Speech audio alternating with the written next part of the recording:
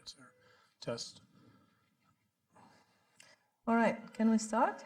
I can hear an echo, actually. As long as you hear me, then that's okay.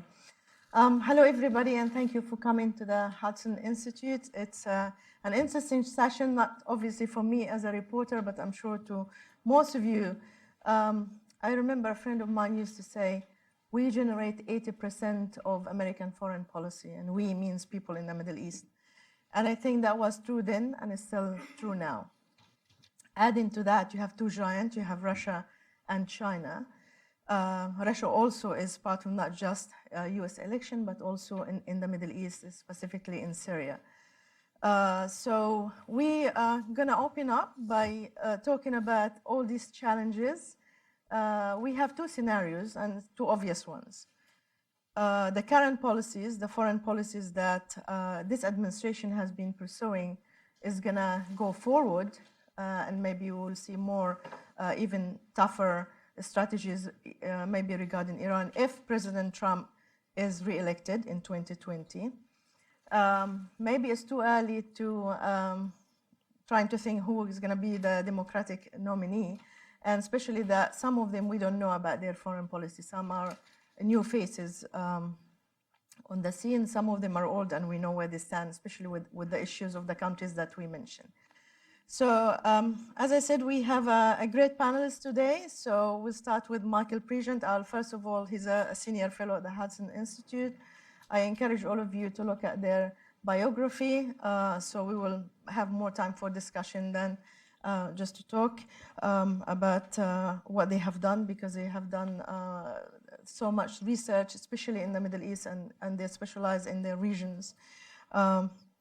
We have Anna Borshchevskaya from the Washington Institute for Near East Studies. She's going to talk about Russia. She's a Russia expert. We have Gordon Chang, who will also let us enlighten us about China, the giant that we always talk about, and especially now that we have a situation vis-a-vis Iran, and also the trade agreement that the administration trying to secure. And last but not least, of course, we have Blaise Misztal, as I was corrected on a pronunciation. It's Polish name. So for you, he also works at the Hudson Institute, and also he knows his areas and when it comes to expertise of Europe and Russia, etc. So I think we will start with to make it dynamic and lively without going into the session of giving each panelist kind of time to speak. Maybe we'll jump into the issues. And then I'll open up the floor for Q&A, so we can hear from you and hear the answers from the panelists. I thought I'll start with Iran today because this is the story I'm covering. And I forgot to introduce myself, actually. I'm sorry, but you have the name. My name is Nadia Bilbassy-Charters. I'm the bureau chief for Arabiya television. I cover foreign policy at the State Department and the White House, and I've been covering the Washington since the Bush administration. So kind of we can compare between three administrations at least. This morning we were talking about Iran because Secretary Pompeo was given this Q&A at Council on Foreign Relations, and he was asked about Iran again. Now, you know that the administration decided to cancel the waivers for the 8 countries that they gave exceptions to tighten the sanction on Iran. And this morning he said basically that our purpose is not regime change, but regime change of behavior.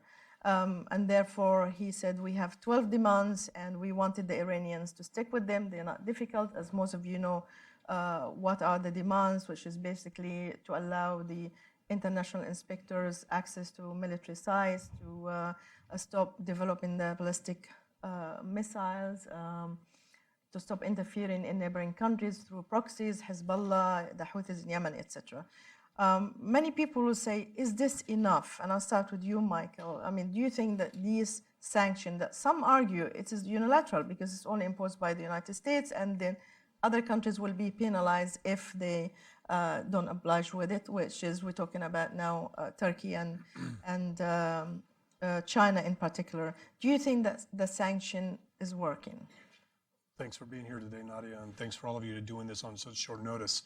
I do believe the sanctions are working. I believe that even before the United States stepped out of the Iran deal and imposed new sanctions, that even under the protections of the Iran deal or the JCPOA, Iran was still squandering away these opportunities. They were still misused the money that they were getting. Europe was still hesitant. Even when we were in the JCPOA, the Iran deal, Europe was still hesitant to invest in Iran's economy.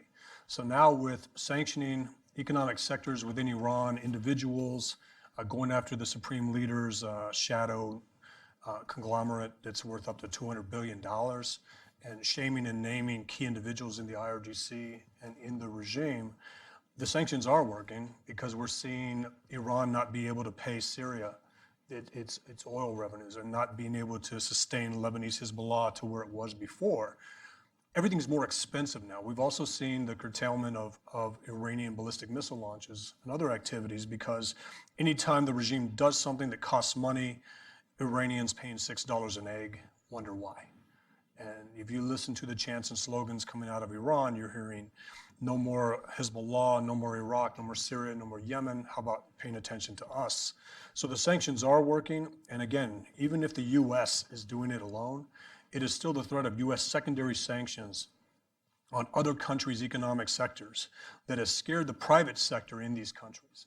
So we've time and time again heard governments encourage their private sector to go into Iran and invest, and the private sector listens more to what Treasury's saying or hinting at than what John Kerry was hinting at the end of the Obama administration, saying, no, jump on in the Iranian economy, everything's okay, when this administration was leaving office and Trump was coming in to tear it up.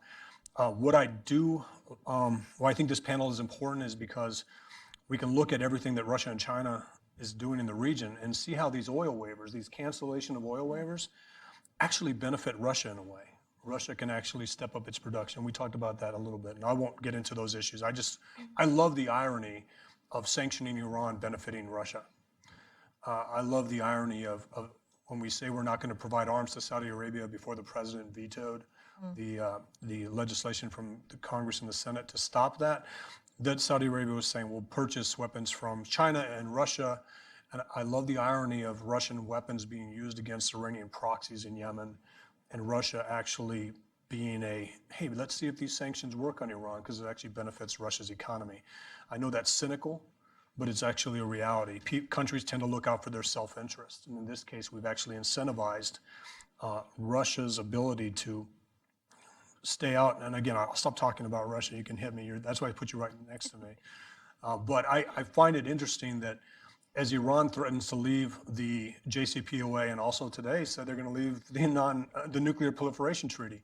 Well, that's a red line for both Russia and China, especially for Russia. We had an ability to talk to think tanks closely tied to President Putin in June of last year. And a question was asked of them, would you be okay with the Islamic Republic having a nuclear weapon? And they said, no, we will hold Iran to the guidelines of the nuclear proliferation treaty.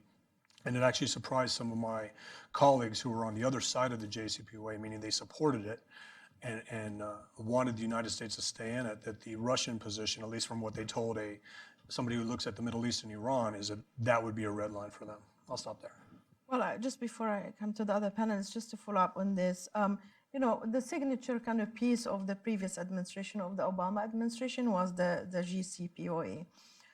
This administration came and they said it's faulty because of the obvious reasons that we know, but also because it did not link it to what they called Iran malign activities in the Middle East. And that was fundamental because it created a situation of uncertainty and chaos in the Middle East. But this administration has not, they withdrew from it, and now almost like 1 year anniversary, they have not tried to attempt any kind of negotiation, serious negotiation to replace it. They don't like it, but they have not replaced it. It's too early. And by the way, we're having a panel at the Hudson Institute next week to talk about the 1 year walking away from the Iran deal. But the JCPOA, right? Even supporters of the JCPOA hinge everything on its success, hinge its success on Iran coming back in to renegotiate sunset clauses, to renegotiate ballistic missiles, to renegotiate these things. But if the JCPOA was in place and Iran had not squandered away the economic opportunities, they would be an economic power. In 2 years, they're going to be able to become a conventional military power with an offensive capability. In 10 years, a ballistic missile power. And then they're going to be able to put a nuclear warhead at the end of it if they don't come back in and renegotiate. And when I talk to people on the other side of this argument, they say, no, they'll come back in. Like, why would they come back in to renegotiate the JCPOA when they've already won their economy, they're a conventional military, they are now a legitimate nuclear power because the Iran deal, I don't care what the preamble says in section or Annex 1 of the JCPOA, where it says Iran will never, ever, ever, never, ever seek nuclear weapons. It's not good enough when you read the rest of the document. So the administration now has put those 12 positions in place, right? Iran has to do these 12 things in order to get us to ease sanctions. And I was asked the other day by journalists here in this room, aren't those things too hard for Iran to do? And I said, exactly, it's by design. They're so difficult that if they actually adhere to all 12 steps, the regime would actually collapse. So they're put in place for a reason. If this continues, this maximum pressure campaign over the next 2 years, the regime is told to wait out the Trump administration, help is coming. If the Trump administration wins and effectively uses these tools and effectively keeps up the maximum pressure campaign, you will be able to get the regime to come back in to renegotiate on all fronts, because at the end of the day, and Iranians that are making $6,000 a year and paying $6 an egg are not going to put up with this adventurism by this Islamic Republic. Anna, Russia portrays itself always as a superpower. They like to play that role. And to a certain extent, they are very powerful. We have seen them in Syria. They can call the shot. They have some influence in Libya, in Israel. Actually, we've seen them with Netanyahu just before the election, that famous picture with Putin. How do you see Russia's play on the scene? If we have a president that's not Donald Trump, how would the foreign policy changes, for example, would we see any changes in Middle Eastern countries, specifically in Syria, for example? Right. So I think if you look at Russian Middle East policy, I know that we all tend to think back to the 2015 Syria intervention as the game changer, which it was on many levels. It was a military intervention. But I think it's important to remember Putin made a concerted effort to bring Russia to the Middle East from the very beginning since coming to power officially in May 2000. And I think that tells you a lot, about the direction of Russian foreign policy in this region. Putin has actually there's a tendency to cast him as a short-term opportunist. And there's certainly a lot of truth to that. But if you look at what Putin did in the Middle East from the very beginning, since coming to power, he worked consistently and systematically, and he pursued very specific objectives that remained unchanged by and large from 2000 until now. One of those objectives, if you look at his policy, very different from the Soviet Union. The Soviet Union pursued a very specific communist ideology. Putin pursued a policy of being friends with everybody, both major governments and oppositions to them. And so what's playing out right now is the fruit of all these efforts of building contacts with everybody. So now Putin is casting himself as a peacemaker. I say this in quotes because I don't think Russia is interested in genuine peace, and it's not, frankly, able to deliver genuine stability to the region. But the perception is of Russia as a great power, somebody who can be a neutral mediator. What's interesting with that is even with this policy, Russia always tilted more to the Shia forces in the region, the anti-American forces in the region. But having said that, you mentioned Syria and Libya. Again, these are places where Russia has contacts with everybody, especially with Libya. And especially in the absence of a coherent U.S. policy, it created more opportunities for Putin to step into vacuums. But this didn't start with Trump. This began with President Obama. And what we're seeing now is a continuation of whether perceived or real retreat. There's psychological retreat and there's actual one. So if the United States signaled greater commitment to the region, greater consistency, it probably would have been harder for Putin to make the inroads that he's made. But the fact of the matter is, look at how far he's already gotten. Look at Syria. it looked like he was about to fall in September 2015. It was Putin's intervention that saved him, and now it's pretty clear that Assad is not going anywhere, as tragic as that is. This is a war criminal. And not only is he not going anywhere, we're seeing certain countries, in fact, eyeing him with an eye towards future cooperation. UAE, for example, opened an embassy in Damascus. And from a broader, again, strategic perspective, if you look at the Russian position in the region, they've been seeking access to the Eastern Mediterranean. That is a centuries-old Russian aspiration. This did not start with Putin. It didn't start even with the Soviet Union.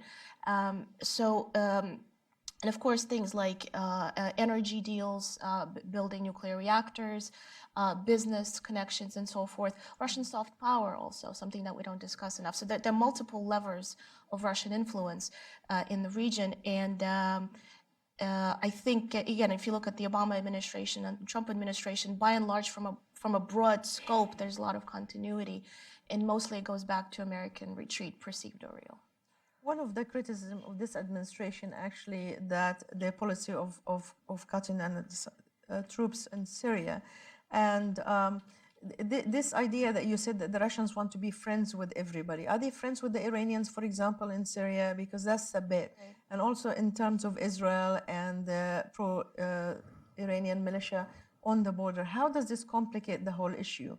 And looking at it from a Russian perspective and also from an American perspective. Sure. Look, the Russia-Iran relationship is a fascinating one, and one that has historically been more full of animosity or at least distrust than of friendship. But the fact of the matter is, under Putin, and especially in Syria, the relationship came to an unprecedented level of cooperation. There are a lot of tensions underneath. There are a lot of tactical disagreements. These are not, it's not an easy relationship necessarily, but the fact of the matter is what ties them together is their anti-Americanism and their desire to push the United States out of the region. So there certainly are tensions. The question is, how much do they really matter? Especially for Iran, I think Iran is a pretty isolated country. They also frankly don't have a lot of actors to work with. Putin has been able to, he's very good at balancing these issues. So Russia is able to have good relations with Iran and with Israel for this reason. Look, tensions exist, but the fact of the matter is Putin's entire Syria strategy is predicated on a partnership with Iran. Recall back in 2015, there were a lot of comments when Russia intervened in Syria that this is going to be another Afghanistan for Russia. This looked very different from the very beginning, and there are many reasons for that. One of them is that Russia doesn't have ground troops to the extent that it had in Afghanistan. The reason for that is that Iran is doing all the heavy lifting, has been doing all the heavy lifting. So, the main question is not whether or not there's tensions. There are, but how much do they really matter in the grand scope of bigger issues? Absolutely. Gordon, before I ask you about North Korea, I want to ask you about China. The Obama administration was, in the beginning, they said, forget about the Middle East, basically. Let's pivot towards Asia. And I'm going to ask you a general question. How do you see this administration relationship with China in particular? The president always taunted this good friendship with President Xi, and yet, again, they're trying to negotiate this trade agreement. There is tension underneath. Now they threaten them if you don't comply with this Iranian oil export, that they're going to be under sanction. Frame this relationship for us. I think the Trump administration, it started out giving Xi Jinping, the Chinese ruler, a lot of free passes on all sorts of issues. But that has not been the case now since March or so of last year. And you see an unrelenting whole of government policy. And this is what Vice President Pence talked about October 4th at this very location. And that's a seminal speech. So when you look at Trump policy towards China, it is generally going to be unfavorable, and it's going to be hammering Beijing. So, for instance, Thursday is a very important day in U.S.-China relations because that's the first day that the sanctions waiver on Iranian oil, which you started this whole discussion about, they expire.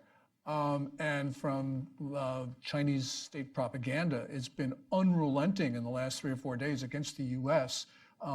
Because of the withdrawal of the announcement that there'd be no more sanctions granted. I think that essentially people say, well, what is China going to do in the Middle East? And the answer, I think, is, well, that's an important question. But the more important question, I think, is what is the United States going to do to China with regard to, for instance, sanctions violations on Iranian oil? So this is I think, going to drive a lot.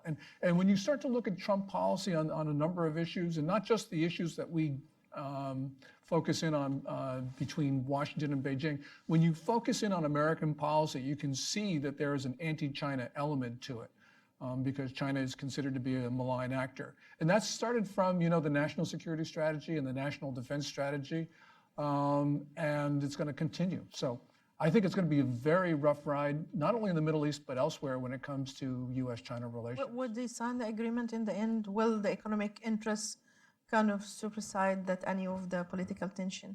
I think it's going to drive it apart. People have always said that economic and commercial ties between the U.S. and China were the ballast that keeping everything in order. That's no longer true. It's now one of those elements that divide Beijing and Washington. And even if there is a trade agreement, and I know that Treasury Secretary Steve Mnuchin said that we're on the quote-unquote last lap, even if that's true, and it might not be, but even if it is true, this agreement between the U.S. and China is going to fall apart very quickly, because Xi Jinping has a view of a state-dominated economy where there's very little room for foreigners. His Made in China 2025 initiative is based upon stealing technology from the United States. He cannot accomplish his goals unless he does that. So whatever relationship we have on trade is going to fall apart very, very quickly. And that means we're going to be opposing China across the board.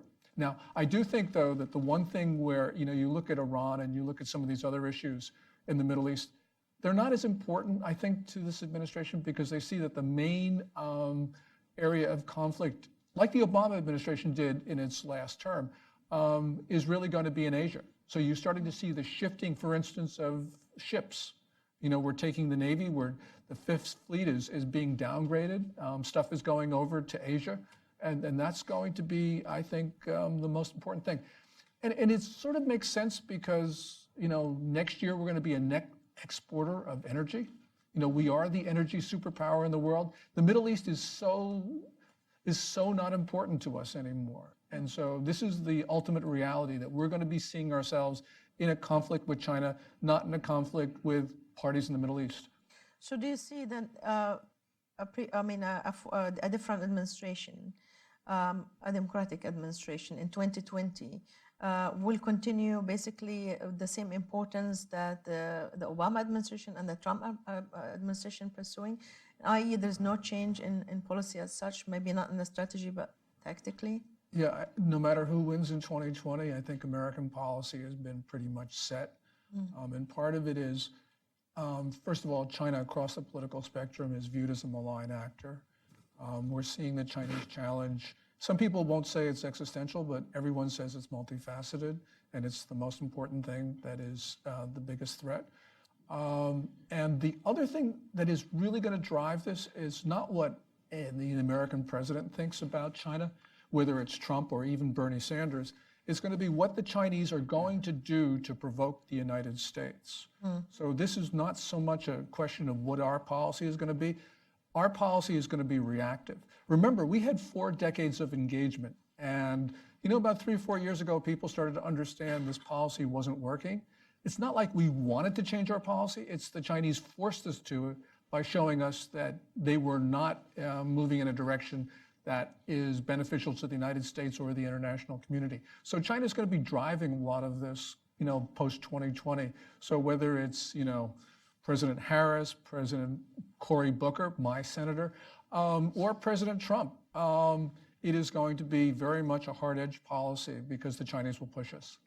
And just a quick follow-up with North Korea. Are the Chinese helpful or harmful when it comes to negotiation with? Oh, that's the easiest question you could have asked. I mean, they're harmful. And we're starting to see this because North Korea's most advanced missiles, for instance, their solid fuel ones, look like they're derived from China's JO-1 submarine-launched missile. China's been giving them the transporter erector launchers that make North Korea a real threat. China's been supplying components, equipment, material for North Korea's nuclear weapons program over the course of decades.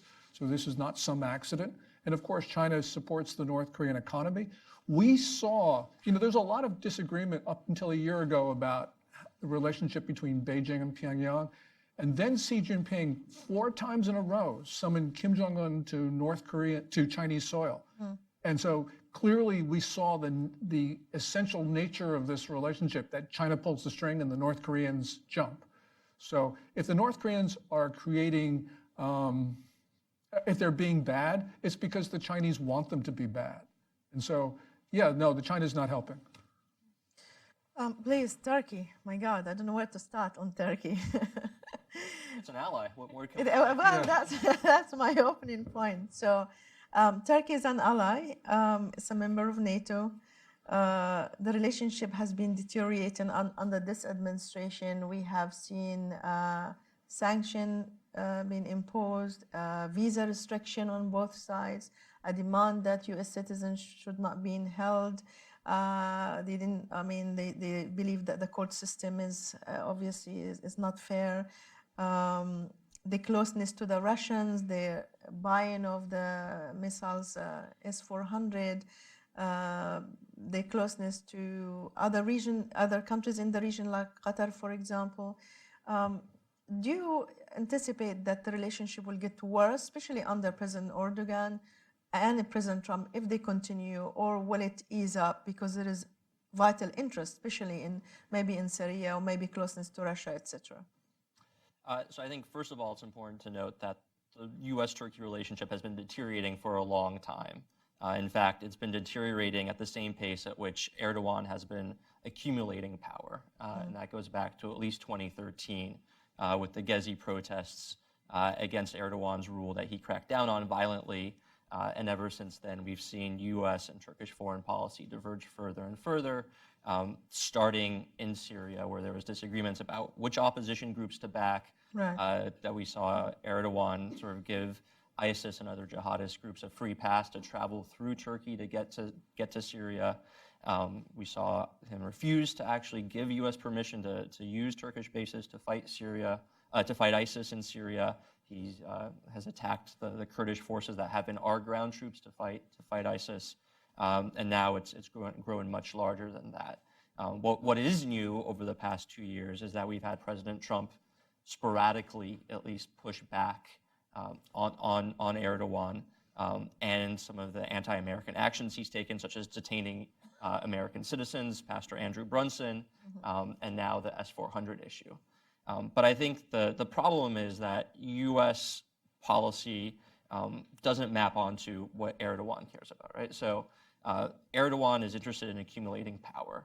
And the more power he accumulates, the more he pushes for his world vision, which is fundamentally tied to the year of 2023, which is the centenary of the establishment of the modern Turkish Republic, which he sees himself as recreating. He talks a lot about a new Turkey. He talks about the ellipsis of history. So this 100 years between 1923 and 2023 is sort of a historical accident for him. It's a Turkey that wasn't meant to happen, and he wants to take Turkey back to, in some ways, a lot of the traditions and heritage of the Ottoman Empire, but also build on it. And so we hear him constantly saying, for example, the world is bigger than 5. It's bigger than the 5 permanent members of the UN Security Council, as in those 5 major powers shouldn't get to rule the world anymore. Turkey should have a seat at the table. And so accumulating power for him goes hand in hand with trying to push for a bigger role for Turkey on the world stage. But U.S. policy isn't really interested in what's happening in Turkey, and this is part of the problem. We're concerned about the purchase of the S-400s, as we rightfully should be from our own national security perspective. We don't want a NATO member having Russian equipment that would be not interoperable with NATO equipment. We don't want S-400s radars painting F-35s, which we're supposed to sell to Turkey. We're concerned about Turkey selling oil to Iran when we're trying to put a maximum pressure campaign on Iran. But we're not looking at the way that Turkey's foreign policy and domestic policy intersect. And as long as the case that we make against Turkey is Turkey shouldn't have S-400s, that doesn't appeal in any way to, for example, Turkish society, the majority of which say that America is the biggest threat in the Middle East. or Turkish society, which says there's no benefit to Turkey from being members of NATO. And so the sources of pressure on Erdogan aren't aligning. The U.S. is pushing on a certain series of issues based on our foreign policy. There's opposition to Erdogan within Turkey. We saw him be dealt a major blow in local elections that happened just a couple weeks ago. But the two don't align. What the opposition is pushing for and what the U.S.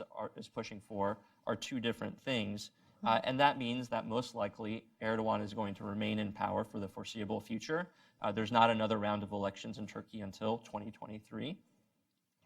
He's going to be able to get away with Russian, and which is a lot less talked about, Chinese support. And we're going to have this phenomenon of Turkey being nominally a NATO ally, but doing everything in its power to subvert NATO from inside. I remember, I think this anti-American sentiment in Turkey goes back even to the Bush administration. I think there were many polls that showed that. Or even further, unfortunately, anti-Americanism is a major tenet, a major part of Turkish society. And what we had for many years, during which the relationship and the alliance was strong, were forces in government that were perhaps a small fraction of the elite, but that had a pro-Western outlook and pushed Turkey towards the West. And part of the reason we have Erdogan is that those forces within Turkey failed to push that sentiment downward as well. It was never really embraced by large parts of the society. And the irony is that Erdogan actually represents a very small and outlying ideological position within Turkey. The Islamist tradition that he comes from is not native to Turkey. It is more of a Muslim Brotherhood position. It did come from outside of Turkey. It has no roots in sort of the Sufi mysticism that's traditional to Turkey. He has no real constituency within Turkey, which is why we've seen him have to rely on partners to rule. He's relied on the Gulenists. When he first came into power, he tried to strike a deal with the Kurds. He's now allied himself with Turkish right-wing nationalists. And really the only thing that he has that resonates with the Turkish public is anti-Americanism. And unfortunately, that's the very thing that we're not pushing back against. Interesting. As you know, Washington is a city of rumors and leaks. It is said that in the phone call between President Trump and President Erdogan, that President Trump took the decision to withdraw from Syria after he told him the mission was there to defeat ISIS, and he told him they've been defeated, etc. So President Trump decided to withdraw 2,000 U.S. troops in Syria, and now they're leaving 400. We don't know the exact number.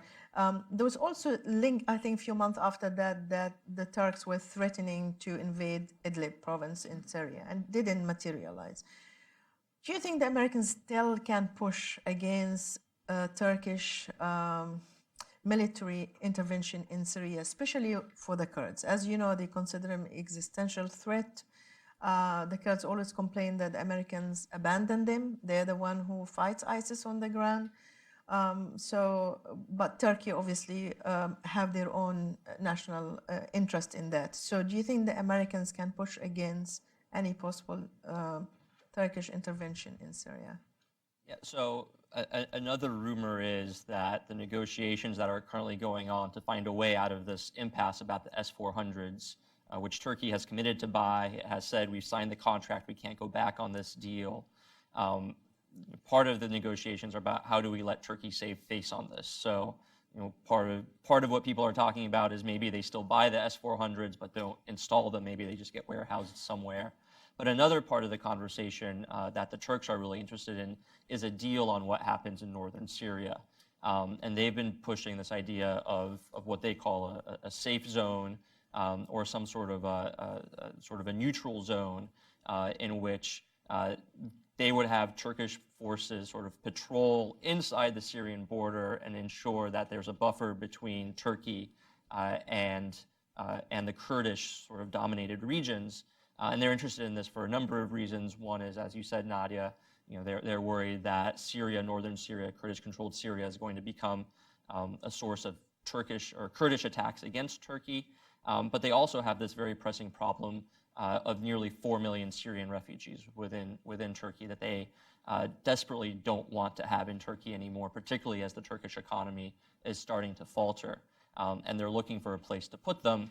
I think their hope for a long time was sort of Idlib province would become sort of this carved out region opposition-governed region where these largely Sunni Arab Syrians could go back to, that seems unlikely at this point. And so they're now thinking of this buffer in northern Syria as a place that they can repopulate their Syrian refugee population.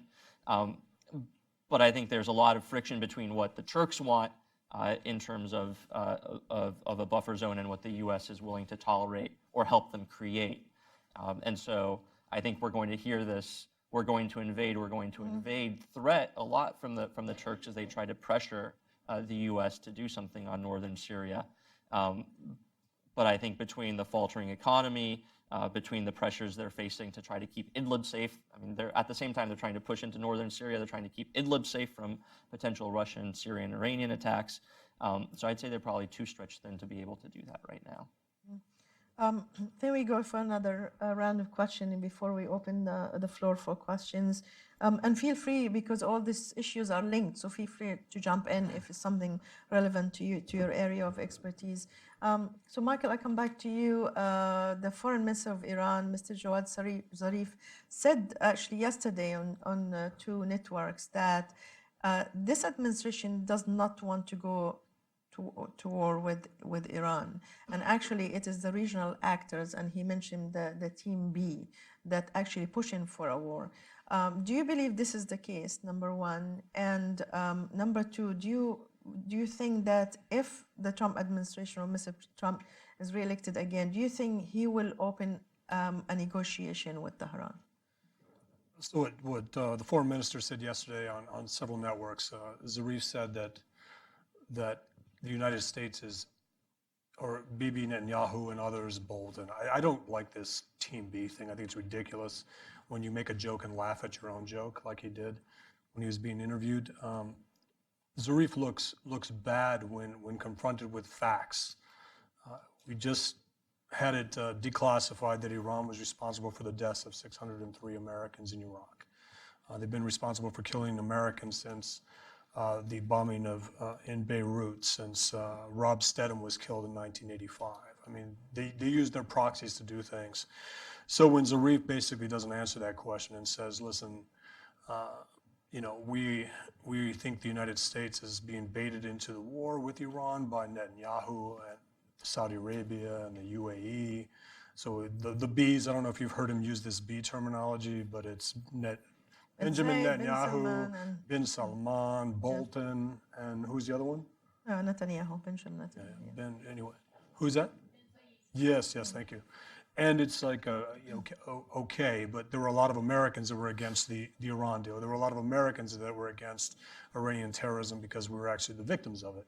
So I think, again, I love an FTO designation of the IRGC, but I want to see it implemented. I love the sanctions against Iran's oil, but I don't want to see waivers. And what's interesting is we have NATO. How do you think it's not implemented? Well, I mean, we're going to negotiate with China on it, and we're going to negotiate with Turkey on it, and we're going to hope that India, Japan, and South Korea comply. And you know, I think it's interesting that we have all these tools, and yet we're on this American clock, and we were talking about the U.S. clock versus the region's clock. 20 months is not a long time in the region. 20 months here is a long time with our politics, because any effective decision maker in our government has about 24 months to be effective. Whether you're Secretary of Defense, whether you're president outside of an election cycle, that's just the way it works. So my hope, and I'm not a hope guy, I said that the other day on a panel, but I don't believe that hope is a method, but if you have the tools in place, let the tools work. You're going to designate the FTO, don't 3 days later say, oh, there are these carve-outs for these countries. If you have sanctions on oil, let it resonate for a little while. The beauty of working in the Middle East is let an idea, a message resonate with your target audience, which is the regime, and don't give it any reprieve. Don't tell it something hours later that comforts it. Let it stew in its own paranoia and its own willingness to believe in something, an outcome that's more favorable to them than what is actually at play. I mean, we have all these tools in place. FTO designation, sanctions. And a lot of my colleagues will say, well, the FTO designation doesn't really mean anything. Well, they're the same ones that are saying you can't do any of this unless you have an FTO designation. So we have an FTO designation, it's great. We have sanctions on the regime. I'm worried that that everyone we're talking about is a transactional leader, whether it be Erdogan, whether it be, I keep messing his name up, but whether it be China, Russia, Turkey, and the United States, all of those decision makers are transactional leaders. The only one that's only in office for 2 to 6 years is President Trump. The others will stay in place. I know Gordon was talking about Xi Jinping not necessarily being able to stay in power if he doesn't succeed based on all the power he's accumulated. It makes him more accountable or makes him more vulnerable. But I'm trying to get to a place where we can have a bipartisan group of people present legislation to any administration that says these tools are now available to a Democrat president, whether it be Booker or whether it be Kamala Harris, to actually put pressure on the regime to come back to the negotiating table. Again, Iran didn't leave the JCPOA. A year ago, everyone was saying, well, this means Iran's going to walk away from the JCPOA or walk away from the Iran deal. They're going to rush towards a bomb. They're going to increase their activity. It actually isolated the regime more. It made them more constrained on what they're doing, because now we've come to realize that every bluff we've called on this regime, they failed to comply with any red line they'd established. Moving the embassy to Jerusalem, bombing Assad. And just to the point about Russia, I love that Putin sat on his hands while Netanyahu used the Israeli Defense Forces to set back Qasem Soleimani 2 years in southern Syria by basically decimating all of the fixed positions that were put in place in order to develop an offensive capability against Israel. Sorry about that, it was long-winded. But the whole thing is, the president has a great opportunity to renegotiate with Iran in his second term. I'm concerned that he'll try to do it between now and the election. I think that would be bad because it's not enough time has passed. The pain needs to continue. Again, the Iranian people aren't protesting U.S. sanctions, aren't protesting that the U.S. walked out of the JCPOA. They're protesting against the regime based on what the regime has done inside the JCPOA and with the U.S. outside the JCPOA. In a second term, this strengthens a Democrat president as well. I mean, what Democrat in their second term wants to have Iran put a nuclear warhead on top of a ballistic missile? Because they can do that in 2030 if they stay in the deal. They can have a ballistic missile capability in 2027 if they stay in the deal. These things should be crucial to anybody who takes office, and the tools now in place, this FTO designation, these sanctions on Iran's oil partners, these things all play into the hands of an effective administration, an effective foreign policy on Iran by the next administration. We should all get back to the point before the JCPOA where we viewed the Islamic Republic of Iran as a bad actor in the region, as a country that you do not want to have a nuclear weapon. Instead of going to our tribes and being pro-Iran deal, against the Iran deal. I'm for an Iran deal that works, one that doesn't expire. I'm not for an Iran deal that provides incentives, ignores cheating, and doesn't address its behavior in the region. The Obama administration always said the Iran deal had nothing to do with Iran's adventurism in the region, nothing to do with its malign influence, and nothing to do with its ballistic missiles. Yet Annex 2 of the Iran deal empowered every one of those things, empowered its adventurism, shored up Assad. The same time Putin goes into Syria is the same time the Iran deal is agreed upon. It's the same time Qasem Soleimani goes to Moscow. It's the same time these initial talks of S-300s and S-400s are talked about to defend against an Israeli or U.S. airstrike on Iran's declared sites and undeclared military sites. So we have an opportunity to look past partisanship, look past 20 months, and actually develop some sort of policy that keeps the Islamic Republic from having a nuclear weapon. And people on the other side say, well, the rhetoric doesn't mean anything. Death to Israel, death to America. It means something to a country that's within range of a 2,000-kilometer ballistic missile. It means something when a regime like this is threatening to do things like that. Anyway, we have powerful tools in place. Hopefully, any administration will use them effectively to get back to a place we were before the JCPOA. Okay, please, do you want to say something? Jump in on that and maybe build on and echo two things that Mike said, and then maybe disagree slightly on one just to make things interesting. I do think that this point about bipartisanship that you raise is really important, as well as this issue of clocks. our clock is always going to be faster, shorter than that of anybody we deal with, because we have elections every 2 to 4 years, right? There's the potential for policy change in the United States every 2 to 4 years. That's just a fact of our strategic culture that we have to deal with. The one way that we deal with it is through bipartisan consensus, right? The way that we try to sustain policies, the Harvard historian Ernest May called this capital P foreign policy, is have a consensus that lasts across administrations and across multiple Congresses.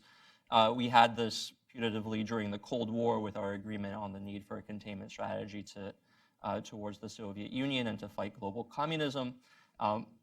That's largely missing now. We had that for a brief period of time when it came to Iran in Congress. We had multiple sanctions placed on Congress. Our sort of past maximum pressure campaign, if you want to call it that, prior to 2015 was based on near unanimous votes for continuous levels of pressure on Iran. But if there is bipartisan consensus, at least when it comes to the Middle East right now, it's largely on strategic retreat, right? And globally, more often than not, it's on strategic retreat. The last 3 presidents have all been elected, at least on their first go-around, on promising to do less abroad. That's true of George W. Bush. That's true of Barack Obama. That's true of Donald Trump. It is remarkable, as Gordon said, that there is this bipartisan consensus building now on China and the Pacific, which is great, but the problem is that our confrontation with China is not just happening in the Pacific, and it's not just going to be a war over Taiwan or the 9-dash line or the 7-dash line. It's a strategic competition that's happening in the Middle East and Africa and Europe and everywhere else at much lower levels than we're prepared to confront it. And so, you know, when we do have this largely bipartisan agreement on needing to pull out, I think our adversaries are looking for ways to reinforce that or to push that tendency forward. So I think it's really remarkable that you had President Obama, who came into office in 2008 saying he was going to negotiate with the Iranians. His first term passes, nothing really comes of it. In fact, we had sanctions go up. And then as soon as he's reelected in 2013, there's a back channel and the secret offer of a deal that ends up happening. So I'm actually sort of worried that we're in the same situation again, where it's not that we've called the Iranians bluff and they've failed to act on it. It's that they're actively pursuing a strategy of trying to tamp down on our concerns about them to look less threatening than they really are. And they do that by not testing ballistic missiles, right? By not hitting us in Iraq, as everyone thought they would when we had the IRGC FTO, right? All of these things. I didn't think they would. But yeah. I'm not saying you, but I think it's not so much that they've backed off because of the maximum pressure that campaign that we've put on them. I think they're laying low because they're waiting for the maximum pressure campaign to end, and they're trying to look like they're responsible actors. They're trying to say to the Europeans, look, we're good guys, we're staying in the JCPOA, keep doing business with us. They're trying to signal to the US, look, we're not doing some of the bad things that you're worried about. And what I'd be really concerned about in 2020, early 2021, regardless of who wins the election, is suddenly some back channel offer of, you know, we'll give you something now. And I think that's as much true of President Trump, who says he can renegotiate the JCPOA, who when he was running said, I will talk to the Iranians. And I think they'll find a way to play on that deal-making aspect of him to try to shortchange us yet again. And the other thing I'll just say on this is the other way that our adversaries are trying to hedge their bets and to sort of plan forward is by striking alliances, right? So we just had the Iranian naval commander go to China, where he and the Chinese naval commander got on stage and said, we're forming a naval alliance in the North Indian Ocean to push out arrogant foreign powers, which I assume doesn't mean the Saudi Navy. You know, we see the Russian-Iranian axis, the Turkish-Chinese and Russian axis happening, and I think in the short term those are all going to try to coincide to push against us. And what we're not doing is trying to find creative ways to find all the ways in which they don't align, that the Russian and Iranian interests don't align, the Iranian and Chinese interests don't align, and try to separate and push against them. But I'll leave it there. Just one thing, I think the president's position has changed quite a bit since he was a candidate. He thought the Iran deal was a bad deal because we didn't get anything for it. So his learning curve has gone up quite a bit.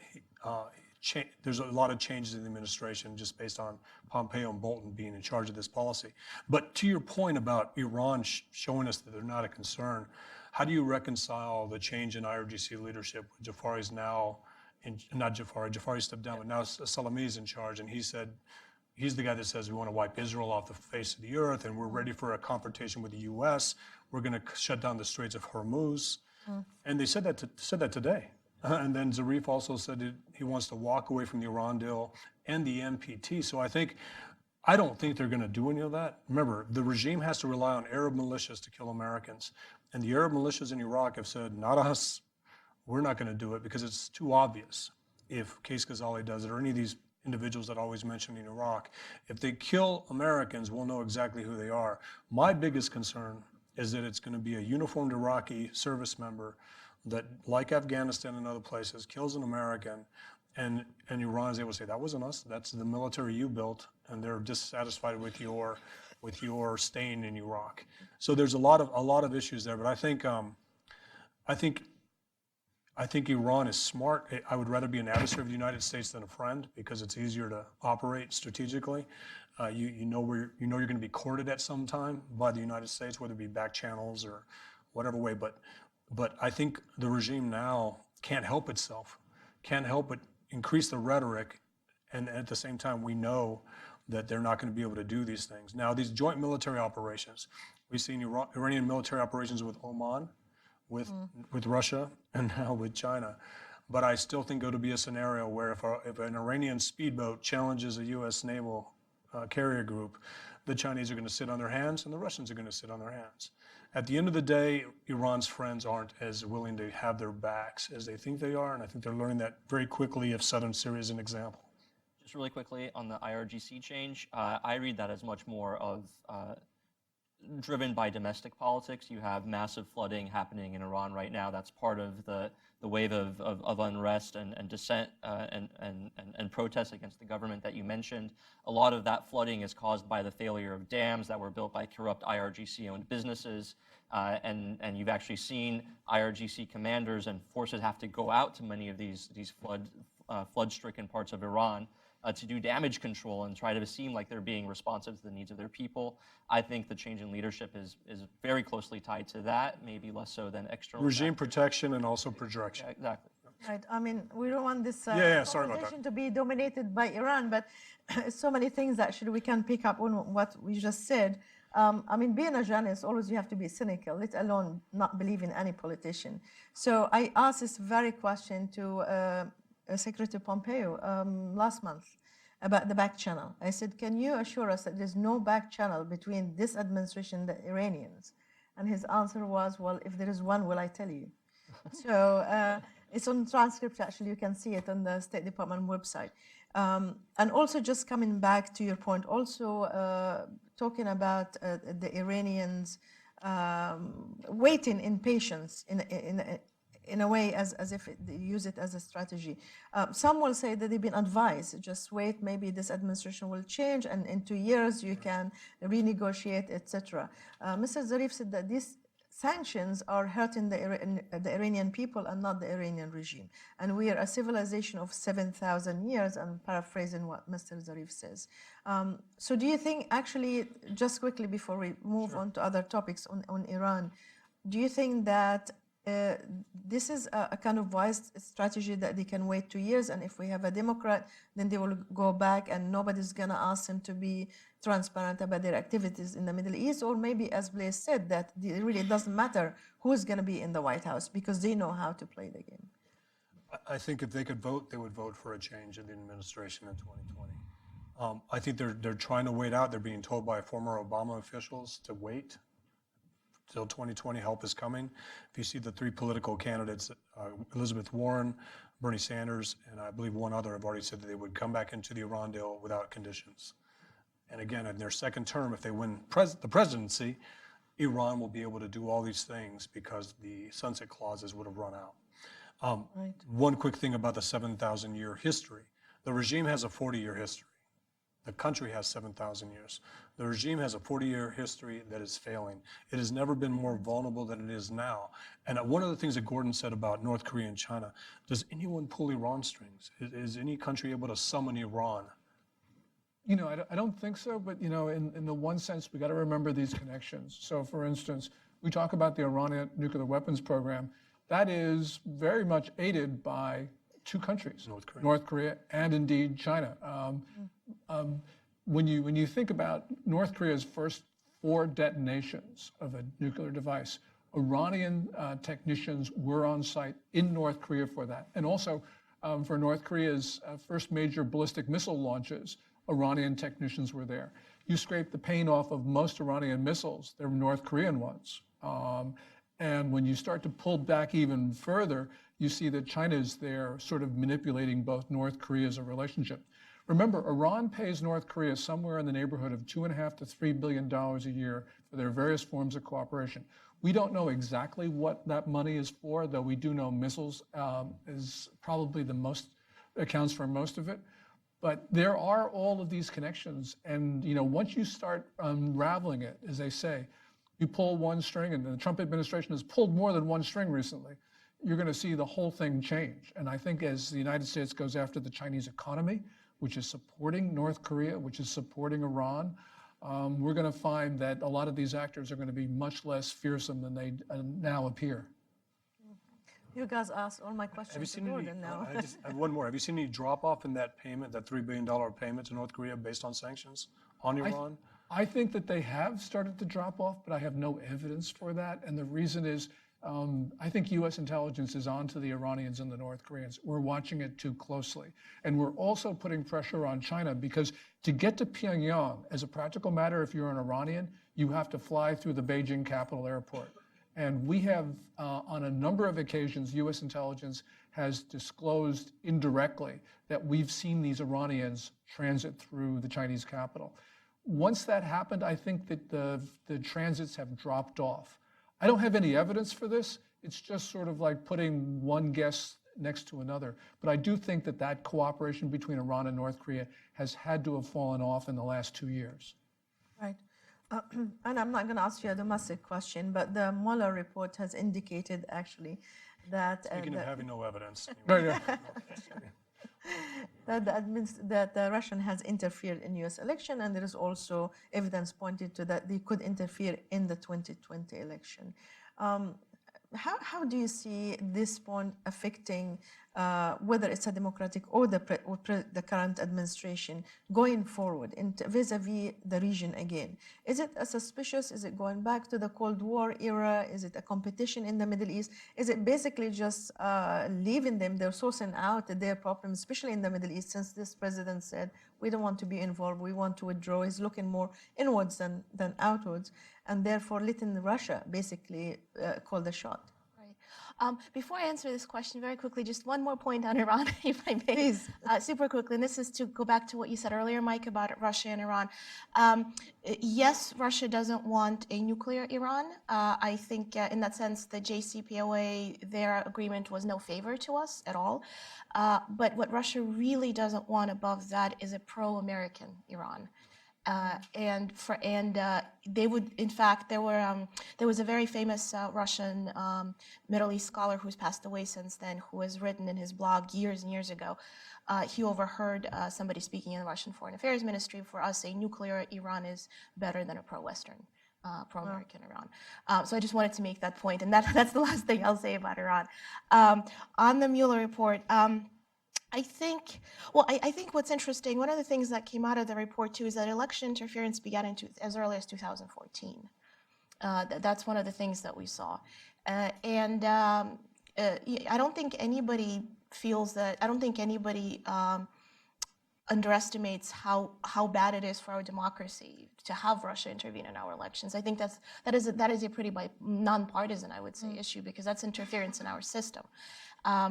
You know, we've seen Russia do this in Estonia and in Ukraine. We've seen Russia do this all over the post-Soviet space.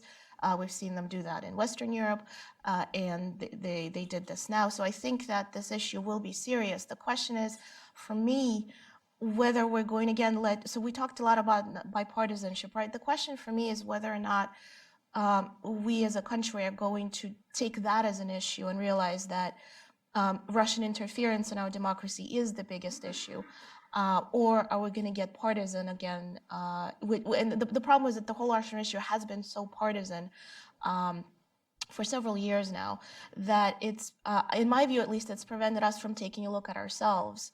And oftentimes, rather than attributing every ill to Russia, they're not omnipotent. They've certainly interfered. That's beyond question. And they certainly wanted to subvert our democracy. That's again beyond question. But there's also a bigger question to ask. When do we make it easy for them to do that? And we make it easy by not taking a harder look at ourselves. And where did we go wrong? Don't we also make it easier by overreacting to it? Sure. Well, at the end of the day, I look at Russian interference, and I love that you mentioned Ukraine, Croatia, Montenegro, these other places where Russia's actually interfered, where they've used, kidnappings, ransoms, more malign activities. Russia will tweet again in the next election. Russia will go on Facebook again. But I looked at Russian interference from 2014 to election day. And Hillary Clinton was always she always was at 6 points. I had a 6-point lead over Trump consistently through that whole Russian interference. So I think the major concern for those of us, if we want to be bipartisan, is did Russia succeed in its interference? I think they failed, but I think they succeeded in places they didn't know they were going to. And they succeeded with the ability to rile up the press, to make everything distrustful. Because at the end of the day, the Russian interference, I'm a former intelligence officer. I was a Russia guy before I was an ISIS guy or an Al-Qaeda guy. But Russia has always been an enemy. I look at Russia as a geopolitical foe and an enemy in places. But when I look at Russian interference in this election, if you look at Russia going up against the Drudge Report, Russia lost. If you look at Russia going up against mainstream media, Russia lost. And if you look at Russian interference through 2014, nothing changed. Nobody even saw Trump coming. He didn't even get the nomination, or he wasn't actually our nominee until July 2016.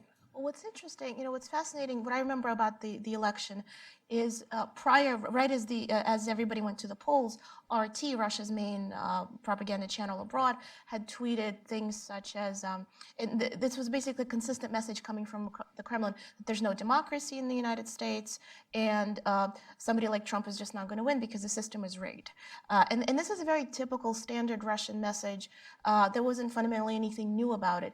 What was fascinating is that even they were surprised at the election results. So it seemed to me, at least as I was watching this, that they were not expecting him to win. And frankly, the way this came out, it was interesting. In a way, I don't know if this was really discussed. I haven't seen it discussed in the Russian press, but it certainly undermined the message for the Russian people that there's no democracy, because they're used to seeing a predetermined outcome. There was no predetermined outcome here. Some people say that the Russians interfered in the 2016 election not to help Trump, but to hurt Hillary Clinton, who they assumed would win, and they wanted to damage her. Right. And that's consistent with what both of you have just said. Well, interesting. Before I open the floor for questions, I have two quick questions. It might not be in your area of expertise, but you know that this administration has put an emphasis on traditional allies. They talked about the Gulf allies, they talked about Israel, and we have seen how it was materialized. Do you see this changing and shifting vis-a-vis all the countries that we mentioned, whether it's Turkey or Russia or whatever? And the other is the peace process. Now, everybody's expecting the deal of the century. And will this also have an implication if the Trump administration is re-elected? Does that mean that we now thinking the outpost settlements will be annexed and part of the West Bank, etc.? So how does this, has this shifted the traditional way of looking at the Middle East through the prism of the Israeli-Palestinian conflict? Now we're talking about Iran, which is a little bit of cliche because I think there's a nuanced way to look at it.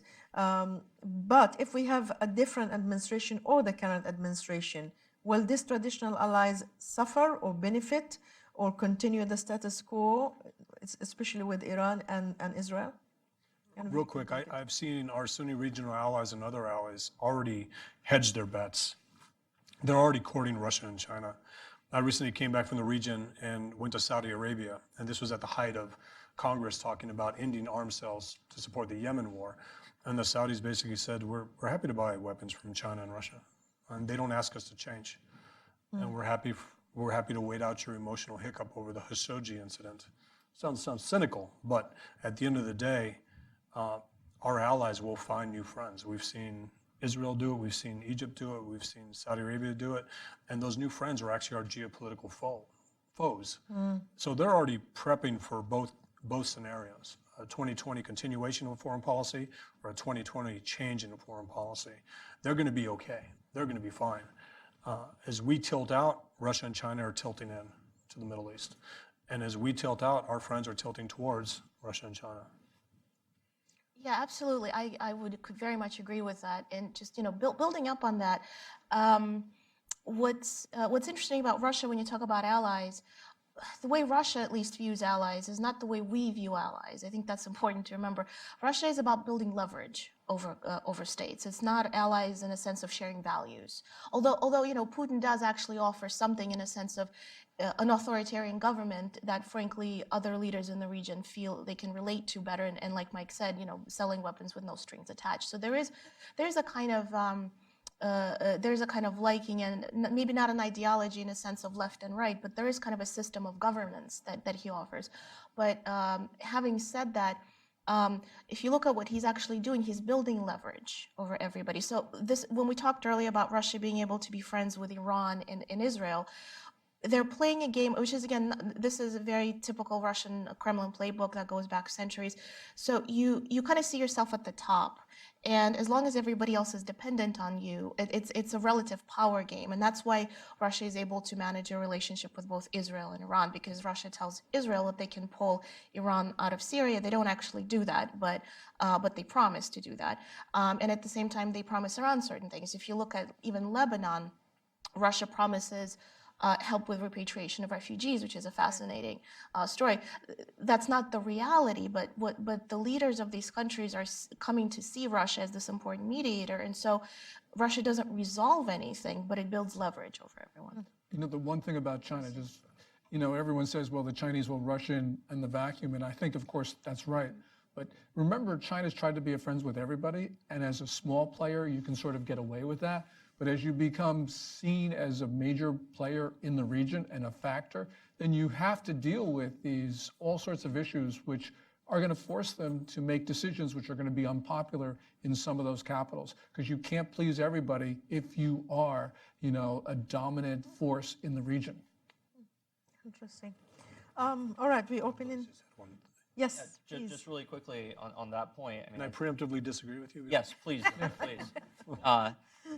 I think as Mike pointed, I think the Democratic Party is increasingly tilting against our traditional allies in the Middle East, at least sort of the Sunni Gulf states, and Israel, where that ends up on Turkey and Iran is open to question, but increasingly at least pro-JCPOA on Iran.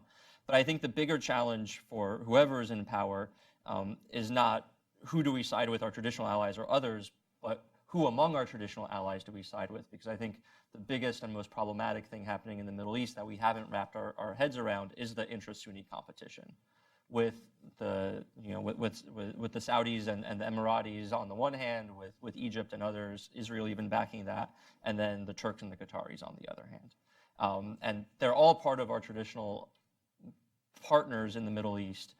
Yet they're increasingly at odds with one another. They're at odds with one another, not just in the region, not just in Syria, but also when you look at what's happening right now in Libya, when you look at what's happening in Sudan, this competition between the Sunnis is spilling over increasingly more broadly. And so it's not just a question of do we side with our traditional allies, but can we put our traditional allies back together, or do we make choices among them? Right. And that's part of, I think, what China's trying to avoid having to do in the Middle East. Right. And this is, I think, the fundamental question about the administration is whether it's a Democrat or a Republican, is how much they're involved. They always believe that America leads and the whole world follows. And that's whether you wanted to lead or you wanted to let others lead, that we know might not have the same consequences. All right, we open in the floor. Please identify yourself, your name, and make it a question. I'll start with the gentleman in the back. Thank you. I'm Borshchevskaya with Withdrawal TV. I want to start with a bit of a news that just minutes ago, Abu Bakr Baghdadi, ISIS's caliphate, released a video in which he says that. I thought you said you were just about to say he's been captured, but anyway. No, sorry. Yeah, he's accepting oath of allegiance from jihadists in Mali, Burkina Faso, Afghanistan, and he also says that the Sri Lanka attack was retaliation for Baghouz in Syria. So I guess first I just wanted to get your thoughts on that, but also how does this might impact the negotiations, particularly over the safe zone in Syria and other relations in Syria and in the region? Thank you. All right. Who wants to take it? Liz, you want to handle that one? I would just say that it's good to see a proof of life, not good to see, but there's a proof of life video for Baghdadi. On my recent trip to Saudi Arabia, I spoke about how bad the relationships have gotten here between the United States and Saudi Arabia. And I said, if you actually found Baghdadi, the West would think you were hiding him the whole time. That's how bad it's got. I think it's the way the caliphate has always justified, or not justified, but handled a setback is by creating something somewhere else to compensate for that. So these new allegiances, this claim of responsibility for these attacks, keep them relevant. I think it actually demonstrates their loss of capability in Iraq and Syria to plan these types of attacks. But again, I've always said that ISIS isn't defeated. We simply knock down buildings, which is phase one of many. Taking away territory from the caliphate or from ISIS is phase one of many. And if you look at Iraq and Syria, especially along the border of Syria and anywhere in Iraq, you can literally see an ISIS attack almost daily against something, whether it's effective or whether it's ineffective. I'm not talking about in Basra, I'm not talking about in the Shia-controlled areas of Iraq, but I'm talking about previously cleared territory from ISIS. You still see these attacks. So the president, again, when he talks about leaving Syria and transitioning away from this bumper sticker campaign of ISIS is defeated and the economy is back, has the same danger of what Obama faced after Benghazi when he said Al-Qaeda was defeated and Detroit is back. The last thing the president wants is an ISIS resurgence ahead of the 2020 campaign. Right. Yeah, but I think also the idea sometimes that when we say it's defeated, it means that they've been deprived of what they called their state. The territorial So that's the defeated is a new territorial defeat. caveat. But the ideology is still there, and it's a, it might be generational. And you can't defeat the ideology if you make the keepers of Medina and Mecca an enemy. So we have to keep a necessary ally in Saudi Arabia in perspective, because you cannot defeat ISIS or Al-Qaeda if you've labeled the keepers of Medina and Mecca, the guardians, an enemy. Right. And also you need the Middle East to be involved more. You need more people to speak out against the atrocities of ISIS. Gentleman here. Yes, hi, Paul Davis. A question about Turkey. With the recent defeat of VAKP and several of its strongholds, particularly in Istanbul, with the introduction of the S-400 system, which cannot be integrated with NATO without giving away secrets, with the demise of the Turkish economy, do you see any way to force Turkey out of NATO? There's no mechanism to remove them, but maybe a foreign policy movement to begin to put so much pressure on Erdogan that he would leave Turkey voluntarily, as France did years ago. Of course, they came back in, but force him out to do something like that. Would that be a foreign policy position that the United States and or all of NATO could begin to get behind to try to force that issue? So a couple of points on that. I don't think Erdogan has any interest in leaving NATO. I don't think the people he deals with, whether it's Putin in Moscow or China or anywhere else, have any interest in him leaving NATO. They see him as a spoiler that is more useful to them from inside NATO.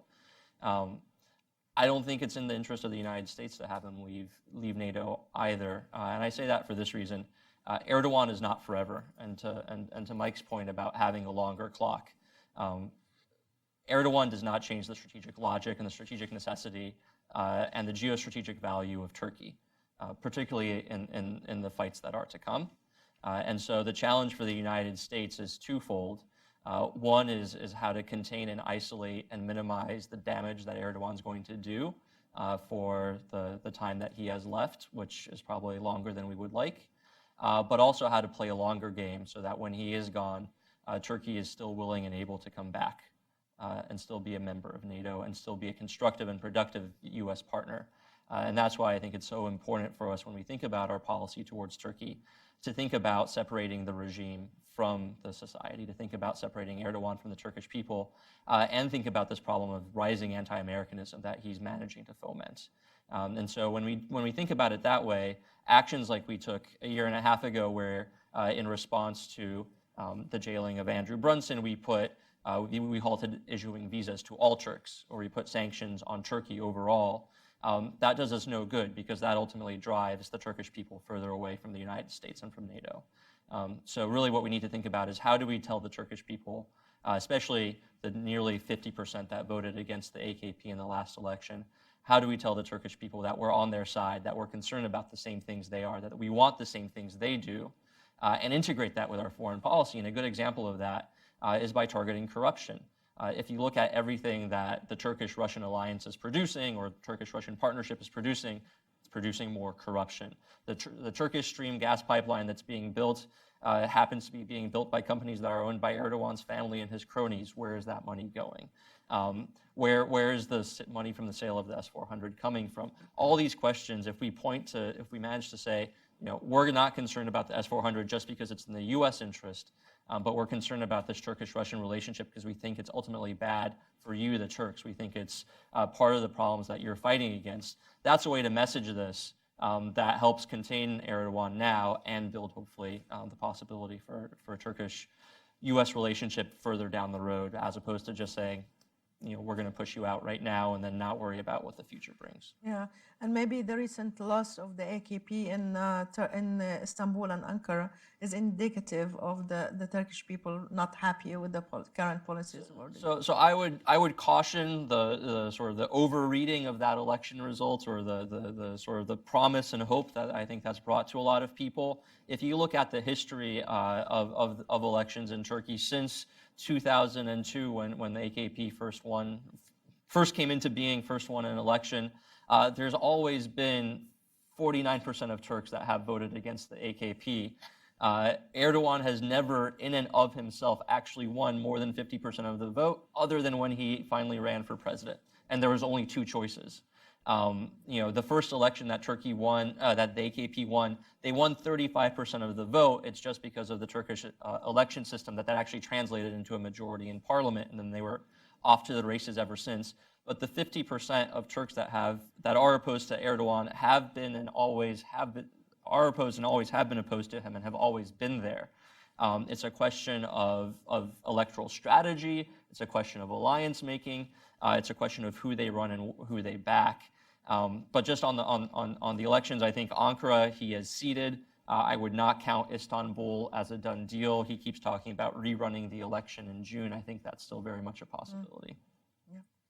So we need effective election interference in 2023, right? Roger. I don't know if I advocate for that, but Foreign policy, we call it foreign policy. Yes. There was another question. Good afternoon, I'm Todd Wiggins. I'd like to turn the topic to commerce for just a bit. Probably this would be directed towards Anna or Gordon, since you did spend more time talking about China.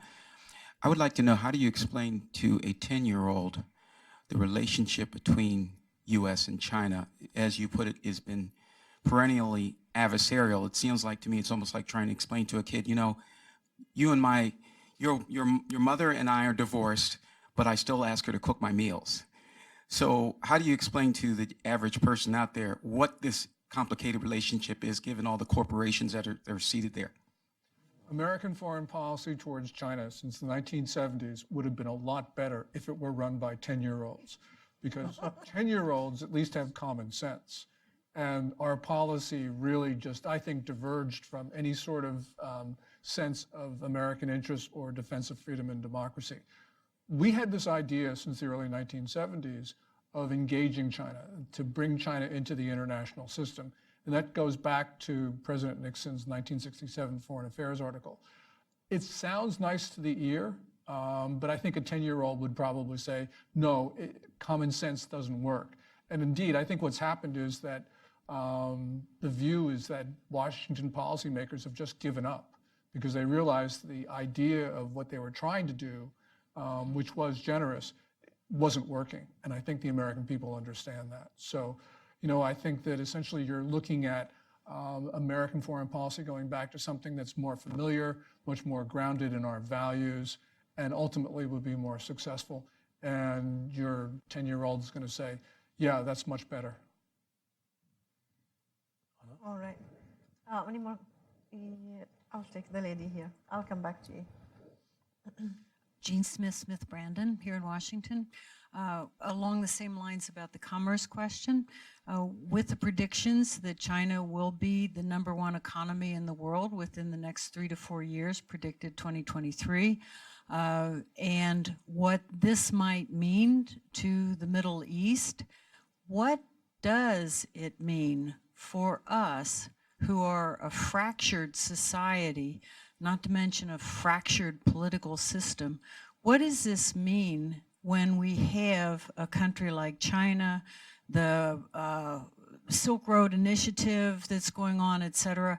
What does this mean for us in the Middle East when we have so many of these kinds of problems that are affecting our global standing from an economic perspective?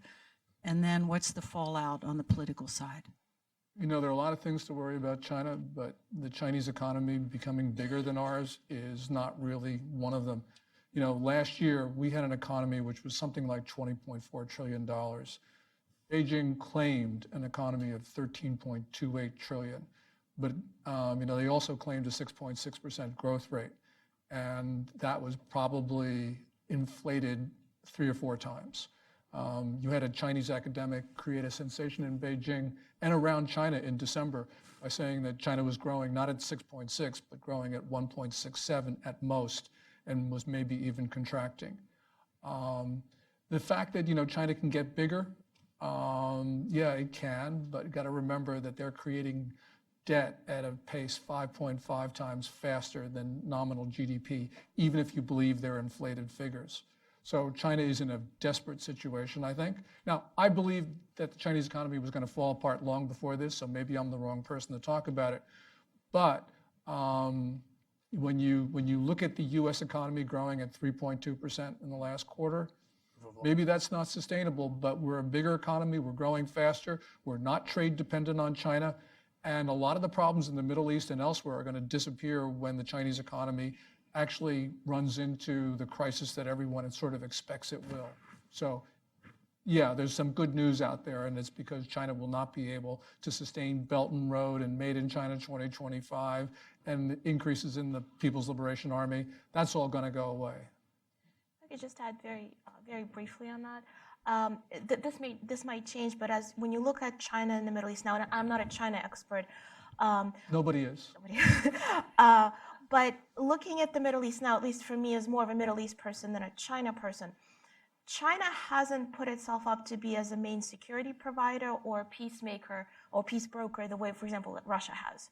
And certainly from an economic perspective, there's a great deal of trade with China in the region. So it matters economically, but from a power perspective, you just don't see China at least acting like it wants that role. And that really matters in the Middle East.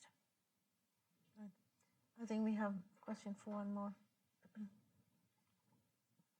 Abdul Abbas from the Turkish Heritage Organization. Before I ask my question, I want to thank the panel. It's been a very lively discussion. Thank you very much. My question comes, when it comes to the Middle East, there's probably no debate more contentious than the Israel and Palestine situation. And when the UN states that Israel's settlements have no legal validity and constitute flagrant violation of international law, how has the US and the West constantly overlooked this violation of international law for over 5 decades? And how can we improve it after 2020? I don't have a position on it, to be honest with you. This goes back to, when I look at this issue, it goes back to all the things we were warned about if we did something. So if we hit Iranian targets in southern Syria, Lebanese Hezbollah would hit Israel. If we moved the embassy to Jerusalem, Lebanese Hezbollah would hit Israel. Iran would hit Israel, all these things. So I look at these things as very controversial, very alienating, very problematic, so far without consequence. Now I say so far, doesn't mean these things won't happen, but to remove things that were supposed to be red lines from the table to open negotiations, and I know this is unpopular, but these things have happened. We've done all those things. We've moved the embassy to Jerusalem. We've crossed red lines that our DOD and intelligence community said we shouldn't cross because it would result in a response from Lebanese Hezbollah and other groups. Hamas is different. Hamas is operating at a different level. I think that by removing those things from the table, it allows you to put them back on the table. The UN has also condemned Assad 72 times for dropping barrel bombs on civilians. The UN has condemned a lot of things. Including North Korean chemical weapons. Right. I mean, I would like to see the UN take a more proactive role. I mean, actually get in there and do things and not accommodate Lebanese Hezbollah positions so Lebanese Hezbollah can launch rockets from UN security positions towards Israel. I just look at facts on the ground. I know these things are controversial. I know the settlements are controversial. A lot of Israelis are against them. But these are the things that are happening. And it does pit a NATO ally against a traditional US ally, whether it be temporary allies in Syria versus traditional allies in Saudi Arabia and Israel. Very controversial, and I'm sure my other panelists will disagree, but so far without consequence. Yeah, but maybe this is different than legality and international law. I mean, some will say that this administration does not really take it into perspective, and they act accordingly without setting an example whether other countries should follow suit with international law. And the recent example was the Golan Heights. But this is maybe a different panel and different expertise on that. Give me about 21 days and I'll do another panel. We'll talk about this. I'll put together some good people. With that, let's give a round of applause to the panelists. They did a great job. Thank you. Thank you, Michael, Anna, Gordon, and Blaise for that. Thank you. Please feel free to talk to them if you wanted to do an on-the-record interview. Thank you all for coming. You were wonderful.